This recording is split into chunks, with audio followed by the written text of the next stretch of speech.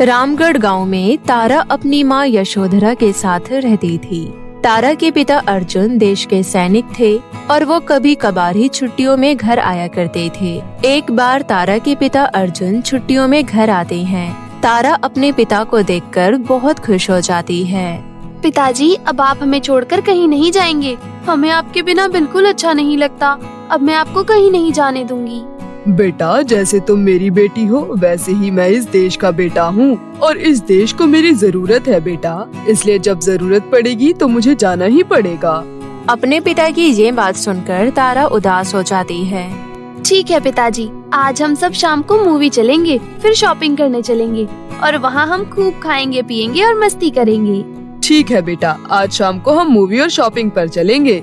अपने पिता की ये बात सुनकर तारा बहुत खुश हो जाती है और शाम को तीनों तैयार होकर मूवी देखने जाते हैं। मूवी के बाद वो लोग वहाँ ढेर सारा शॉपिंग करते हैं और खूब मस्ती करते हैं। फिर कुछ दिनों बाद तारा का जन्मदिन आने वाला होता है। बेटा, इस बार मैं तुम्हारे बर्थडे पर तुम्हें एक बहुत बड़ा सरप्राइज दूंगा और बहुत ही अच्छा सा गिफ्ट दूंगा। रहने दो पिताजी, मुझे पता है हर बार की तरह इस बार भी आप मुझे अपना गिफ्ट कोरियर ही करवाएंगे। नहीं बेटा, इस बार मैं तुम्हारे जन्मदिन पर तुम्हारे साथ ही रहूंगा और तुम्हारा जन्मदिन बहुत ही धूमधाम से मनाऊंगा।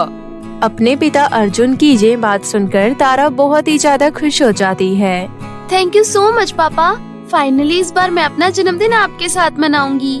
फिर कुछ दिनों बाद तारा का जन्मदिन आ जाता है। तारा के मम्मी पापा सुबह सुबह तारा के कमरे में आकर उसको जन्मदिन की शुभकामनाएं देते हैं। Happy birthday to you dear my daughter, happy birthday, God bless you. जन्मदिन मुबारक हो तारा बिटिया। Thank you so much mummy papa, मुझे बहुत अच्छा लग रहा है कि फाइनली इस बार मेरे जन्मदिन पर सब है। आज शाम को मैं बहुत ही अच्छे से अपना जन्मदिन मनाऊंगी। तारा बहुत खुश थी। तभी अर्जुन का फोन बजता है। हाँ जी सर। मिस्टर अर्जुन, बॉर्डर पर दुश्मनों ने हमला कर दिया है, इसलिए तुम्हारी छुट्टी कैंसिल की जाती है। फटाफट से बॉर्डर पर पहुँचो। ओके सर, मैं अभी निकल जाता हूँ। इतना कहकर अर्जुन फोन रख देता है और अपनी बेटी से कहता है, बेटा मुझे माफ कर दो प्लीज, मुझे अभी जाना होगा। अगली बार पक्का तुम्हारे बर्थडे में मैं बहुत बड़ा सा गिफ्ट लेकर आऊँगा। अपने पिता की बात सुनकर तारा रोने लग जाती है। पिताजी, ये आपकी गलत बात है। आपने तो कहा था कि इस बार आप मेरे बर्थडे पर सारा दिन मेरे साथ रहोगे। बात को समझो बेटा, देश को मेरी जरूरत है, इसलिए मुझे जाना ही पड़ेगा। इतना कहकर अर्जुन घर वालों से विदा लेकर चला जाता है। तारा बहुत उदास हो जाती है। इसी तरह 3 साल बीत जाते हैं, परंतु अब तक अर्जुन की कोई खबर नहीं आई थी। न ही अर्जुन का अब तक कॉल आता है और न ही उसकी कोई चिट्ठी। तारा अक्सर अपनी माँ से पूछा करती है, माँ, पिताजी कब आएंगे? इतना टाइम हो गया, मेरा 2 जन्मदिन निकल गया, परंतु पिताजी अभी तक नहीं आए। क्या उनको हमारी याद नहीं आती? उन्होंने अब तक एक कॉल तक नहीं किया। बेटा, तुम्हारे पापा आ जाएंगे। अभी उनके पास बहुत सारा काम होगा। जब वो सारा काम खत्म हो जाएगा तो वो हमारे पास आ जाएंगे। तुम दुखी मत हो। इसी तरह तारा की माँ यशोधरा तारा को तसल्ली दे दिया करती थी।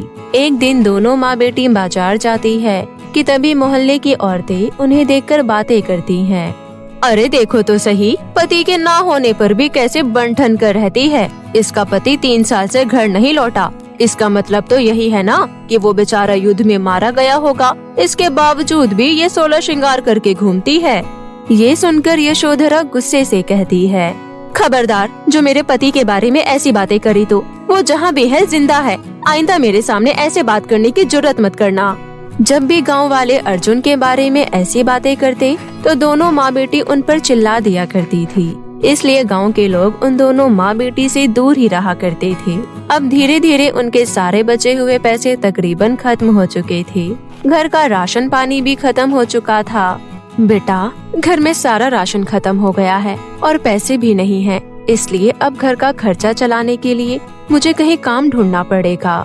इतना कहकर यशोधरा गांव के बड़े बड़े कोठियों में काम मांगने चली जाती है, परंतु यशोधरा को कोई काम नहीं देता। हे भगवान, घर का सारा राशन खत्म हो गया है, सारे पैसे खत्म हो गए हैं। अब मैं अपनी बेटी तारा का पालन पोषण कैसे करूंगी? अर्जुन जी, आप कहाँ हैं? कब घर आओगे? गांव वालों का कहना है कि आप नहीं रहे, पर मेरा दिल जानता है कि आप जहाँ कहीं भी है जिंदा हैं। इतना कहकर यशोधरा रोने लगती है। फिर यशोधरा शाम को गांव के मुखिया के घर कुछ पैसे उधार मांगने जाती है। मुखिया जी, मुझे कुछ पैसे उधार दे दीजिए। जैसे ही अर्जुन जी आएंगे मैं आपका सारा कर्जा चुका दूंगी। ठीक है यशोधरा, मैं तुम्हें कुछ पैसे दे तो दूंगा, परंतु तुम्हें अपना कुछ कीमती चीज गिरवी रखना पड़ेगा, क्योंकि मैं ऐसे ही किसी को पैसे नहीं देता। यशोधरा को कुछ समझ नहीं आता तो वो अपना घर मुखिया जी के यहाँ गिरवी रख देती है और उनसे कुछ पैसे ले लेती है। कुछ दिनों तक तो उन पैसों से यशोधरा के घर का खर्चा चल जाता है, परंतु कुछ दिनों बाद वो पैसे भी खत्म हो जाते हैं। अब उन दोनों माँ बेटी की हालत बद से बदतर हो जाती है। तभी एक दिन उनके घर मुखिया पहुँच जाता है और कहता है, यशोधरा, तुम अब तक मेरे पैसे चुका नहीं पाई हो, इसलिए अब इस घर पर मेरा हक है। जल्दी से ये घर को खाली कर दो। मुखिया जी, आप क्या कह रहे हैं? हम आपके पैसे चुका देंगे, हमें प्लीज हमारे घर से मत निकालिए। हम दोनों माँ बेटी कहाँ जाएंगे?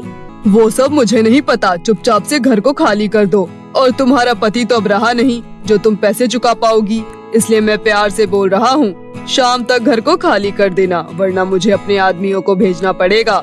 मुखिया जी की ऐसी बातें सुनकर शाम तक दोनों माँ बेटी घर खाली कर देती हैं और चलते चलते एक घने जंगल में पहुँच जाती है। तारा बहुत थक चुकी होती है। माँ, मैं बहुत थक गई। वैसे हम कहाँ जा रहे हैं? वो तो मुझे भी नहीं पता बेटी, तुम बहुत थक गई होगी ना। चलो इस पेड़ के नीचे थोड़ा आराम कर लेती हैं। इतना कहकर दोनों माँ बेटी पेड़ के नीचे आराम करने लगती हैं। यशोधरा की आंख लग जाती है, परंतु तारा जगी रहती है। माँ को भूख लगी होगी, मैं माँ के लिए जंगल से कुछ फल लेकर आती हूँ। तारा जंगल में फल लेने चली जाती है। जंगल के अंदर उसे एक अजीब सा गुफा दिखाई देता है। अरे, इस जंगल में ये गुफा, एक बार मुझे इसके अंदर चलकर देखना चाहिए। रात भी बहुत हो रही है, अगर गुफा में सब कुछ ठीक रहा तो आज की रात हम इसी गुफा में बिता लेंगे। इतना सोचकर तारा गुफा के अंदर चली जाती है। गुफा के अंदर चलते चलते तारा एक अजीब सी दुनिया में पहुंच जाती है, जहां पर दो सोने और चांदी की नदी होती है और उसमें ढेर सारे सोने और चांदी के नेल पॉलिश बह रहे होते हैं। ये देखकर तारा चौंक जाती है।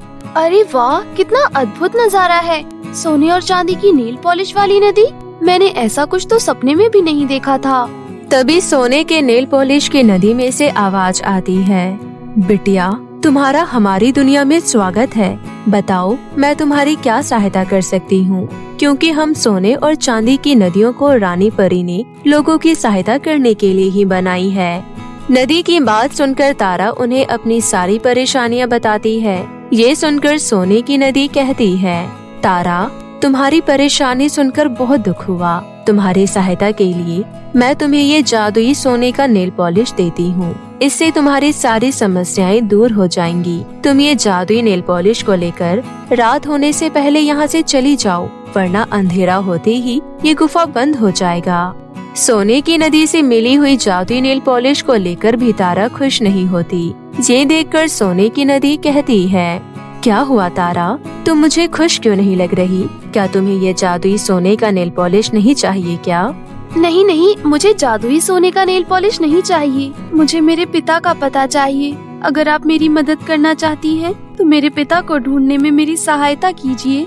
अच्छा बेटी, इसमें तुम्हारी मदद मेरी बहन चांदी की नेल पॉलिश की नदी करेगी। सुनो लड़की, तुम्हें तुम्हारे पिता का पता चाहिए तो तुम मेरे नेल पॉलिश की नदी में कूद जाओ। मैं तुम्हें सीधा तुम्हारे पिताजी के पास ले चलती हूँ। ये सुनकर तारा खुशी खुशी चांदी की नेल पॉलिश वाली नदी में कूद जाती है और सीधा एक घर के बाहर निकलती है। अरे, ये मैं कहाँ पहुँच गई? यहाँ मेरे पिताजी तो दिखाई नहीं दे रहे। बेटी, तुम्हारे पिताजी इस घर के अंदर हैं। इस घर के अंदर तुम्हारा ऐसे जाना सुरक्षित नहीं होगा, इसलिए मैं तुम्हें कुछ जादुई शक्तियाँ देती हूँ, जिससे तुम अपने ऊपर आ रही मुसीबतों का डटकर सामना कर सकती हो। इतना कहकर चांदी की नदी तारा के अंदर कुछ शक्तियाँ देती है। अब तुम जा सकती हो तारा।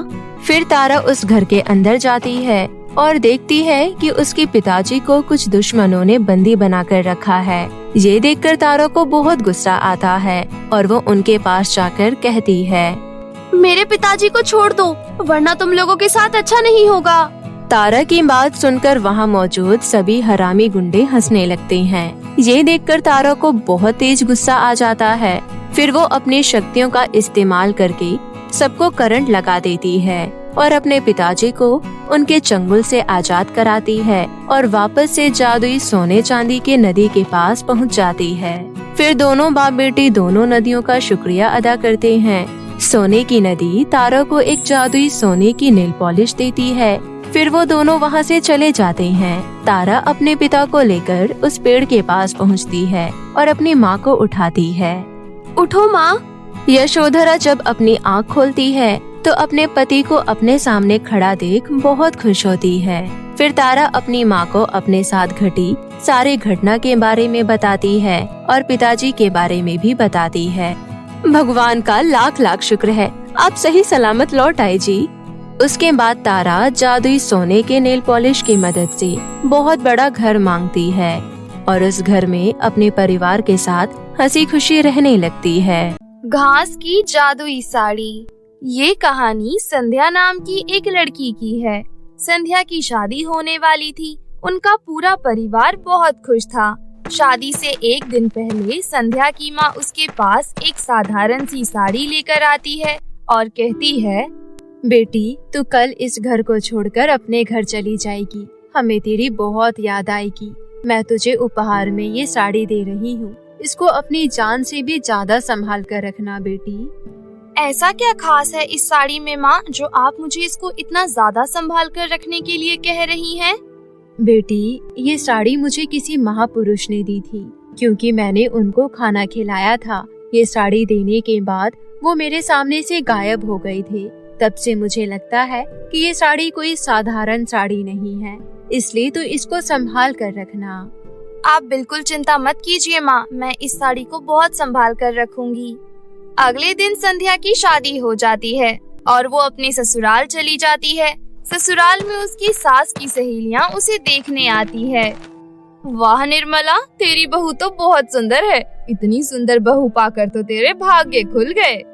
भाग्य मेरे नहीं खुले हैं, भाग्य तो मेरी बहू के खुल गए हैं मेरे बेटे से शादी करके। मेरा लड़का किसी हीरो से कम है क्या? ऊपर से हमने इसकी माँ से कोई दहेज भी नहीं लिया। जो दिया है इसकी माँ ने अपने मन से दिया है। हाँ हाँ ठीक है, अब बहू को यहीं बैठा कर रखोगी या आराम करने दोगी? अरे आराम क्या करेगी, ससुराल में भला कोई आराम करता है क्या? बहू अपने कपड़े बदल कर सबके लिए चाय बना दो। निर्मला तू ये कैसी बातें कर रही है? नई नवेली दुल्हन को पहले दिन ही रसोई में भेज देगी क्या? वहाँ मौजूद निर्मला का बेटा अपनी आंटी की बातों पर हामी भरते हुए कहता है, हाँ माँ, आंटी सही कह रही हैं। अपने भाई को बोलता देख संध्या की नंद वहाँ आती है और अपने भाई से कहती है, वाह भैया, भाभी को आए हुए एक दिन भी नहीं हुए और आप अभी से जोरू के गुलाम बन गए। सोनिया तुम ये कैसी बातें कर रही हो? बड़ों से बात करने की तमीज भूल गई हो क्या? अरे अपनी बहन पर क्या चिल्ला रहा है? सोनिया ठीक कह रही है, एक दिन भी नहीं हुए और तो जोरू का गुलाम बन गया है। तभी तो आते ही अपनी बहन को फटकारने लगा। अपनी सास और नंद का ऐसा व्यवहार देखकर संध्या को बहुत बुरा लगता है, लेकिन वो जानती थी कि अब जो है यही है, इसलिए वो कुछ भी नहीं बोलती। संध्या जल्दी से अपने कपड़े बदलकर रसोई में जाती है और फटाफट सबके लिए चाय बना कर लाती है। चाय पीने के बाद निर्मला की सहेली कहती है, बहू चाय तो तुमने बहुत अच्छी बनाई है। अरे खाक अच्छी बनाई है, इससे अच्छी चाय तो मेरी सोनिया बना लेती है। ढंग से पकाई भी नहीं है चाय। लगता है इसकी माँ ने इसे चाय बनाना भी ठीक से नहीं सिखाया, वो भी मुझे ही सिखाना पड़ेगा। निर्मला की ऐसी बातें सुनकर संध्या की आंखों में आंसू आ जाते हैं। इस तरह समय व्यतीत होने लगा। निर्मला और सोनिया संध्या को परेशान करने का एक मौका नहीं छोड़ते थे। वो घर का सारा काम संध्या से ही करवाते थे और ऊपर से हमेशा ताने भी दिया करते थे, जिस वजह से संध्या बहुत परेशान हो जाती थी और अपने कमरे में जाकर रोने लगती थी। माँ, ये तुमने मेरी कैसे घर में शादी करवा दी? हमेशा मुझे ही ताने दिए जाते हैं। मैं इस घर में जरा भी खुश नहीं हूँ। अब मैं क्या करूँ माँ? संध्या ऐसा बोल ही रही होती है कि तभी उसकी अलमारी में से खटखट की आवाज आती है, जिसे सुनकर वो अपनी अलमारी खोलती है। संध्या जैसे ही अलमारी खोलती है तो वो साड़ी हवा में उड़ने लगती है जो उसे उसकी माँ ने दी थी, जिसे देखकर संध्या हैरान हो जाती है क्योंकि वो साड़ी घास की साड़ी में परिवर्तित हो गई थी। ये तो वही साड़ी है जो माँ ने दी थी, लेकिन ये घास की कैसे बन गई और ये हवा में कैसे उड़ रही है? उस जादुई घास की साड़ी से एक सफेद रोशनी आती है और वो साड़ी बहुत तेज चमकती है और उस साड़ी से आवाज आती है, मैं जादुई घास की साड़ी हूँ, जो भी तुम मुझसे मांगोगी मैं वो तुरंत पूरी कर दूंगी। जादुई साड़ी की बात सुनकर संध्या बहुत हैरान हो जाती है। उसे परखने के लिए संध्या उससे कुछ फल मांगती है। संध्या के बोलते ही वो साड़ी अपने जादू से वहाँ पर फल ला देती है। ये देखकर संध्या बहुत खुश हो जाती है। अब संध्या घर के सारे कामों में जादुई घास की साड़ी की मदद लिया करती थी और उसकी मदद से पल भर में ही घर का सारा काम कर लिया करती थी। हे भगवान, इतने सारे बर्तन पड़े हैं, अभी तो मुझे कपड़े भी साफ करने हैं और खाना भी बनाना है। इतना सारा काम मैं अकेले कैसे कर पाऊंगी? तभी वहाँ पर संध्या की सास आ जाती है और कहती है, ओ महारानी, यहाँ खड़ी खड़ी क्या कर रही है? घर के काम कौन तेरी माँ करेगी? नहीं मम्मी जी, मैं बस करने ही जा रही थी। मैं थोड़ी देर में आ रही हूँ, जब तक सारा काम हो जाना चाहिए। इतना बोलकर निर्मला वहाँ से चली जाती है। अपनी सास की बातें सुनकर संध्या परेशान हो जाती है और सोचती है कि वो इतनी जल्दी इतना सारा काम कैसे करेगी। तभी उसे अपनी जादुई घास की साड़ी याद आ जाती है। उसके बाद वो भागकर अपने कमरे में जाती है और अपनी अलमारी से साड़ी निकालती है। हे जादुई घास की साड़ी, कोई ऐसा जादू करो कि घर का सारा काम झटपट हो जाए। संध्या के इतना कहते ही उसके घर का सारा काम तुरंत हो जाता है और कुछ ही मिनटों में खाना भी बनकर तैयार हो जाता है, जिसे देखकर संध्या बहुत खुश होती है। तुम्हारा बहुत बहुत शुक्रिया जादुई घास की साड़ी। अगर आज तुम मेरे पास नहीं होती तो ना जाने ये सारा काम मैं कैसे कर पाती। मेरी सास तो मुझे मार ही डालती। इसी तरह कुछ दिन बीत जाते हैं और एक रात संध्या के घर में 2 चोर घुस जाते हैं और वो सीधा निर्मला के कमरे में जाते हैं, जहां उन्हें तिजोरी दिखाई देती है। दोनों बड़ी सफाई से तिजोरी को खोलने लगते हैं और सारा का सारा सोना और पैसा अपने बैग में भर लेते हैं। तभी उनकी आवाज से निर्मला उठ जाती है। चोर चोर, अरे बेटा जल्दी धरा, घर में चोर घुस गया है। निर्मला के चिल्लाने की आवाज सुनकर संध्या, उसका पति और सोनिया सब उसके कमरे में आ जाते हैं। घर वालों को देखकर चोर घबरा जाते हैं और एक चोर अपनी चाकू निकालकर निर्मला के गर्दन पर रख देता है। खबरदार, किसी ने भी आगे बढ़ने की कोशिश की तो। चोर की बात सुनकर सभी घर वाले डर जाते हैं। तभी संध्या अपने मन में जादुई साड़ी के बारे में सोचने लगती है। संध्या के सोचने पर वहाँ पर जादुई साड़ी प्रकट हो जाती है और उसके अंदर से एक रस्सी निकलती है, जिससे दोनों चोर बंध जाते हैं। फिर फटाफट संध्या का पति पुलिस को बुलाता है और पुलिस उन दोनों चोर को उठा कर ले जाती है। ये सब देखकर निर्मला और सोनिया को अपनी गलती का एहसास होता है। मुझे माफ कर दे बहू, मैंने तेरे साथ कितना बुरा किया, फिर भी तूने मेरी जान बचाई। अगर आज तू नहीं होती तो मेरी जान नहीं बच पाती। आप मुझसे माफी मत मांगिए मम्मी जी, आप मुझसे बड़ी हैं और ये सब कुछ मैंने अकेले नहीं किया है। ये सब तो इस जादुई घास की साड़ी की वजह से हुआ है। अगर ये नहीं होती तो शायद मैं कुछ नहीं कर पाती। संध्या जादुई साड़ी की सारी बात अपने ससुराल वालों को बताती है, जिसके बाद संध्या उस जादुई घास की साड़ी की मदद से सभी जरूरतमंद लोगों की मदद करने लगी थी और अपना जीवन भी खुशी से व्यतीत करने लगी थी।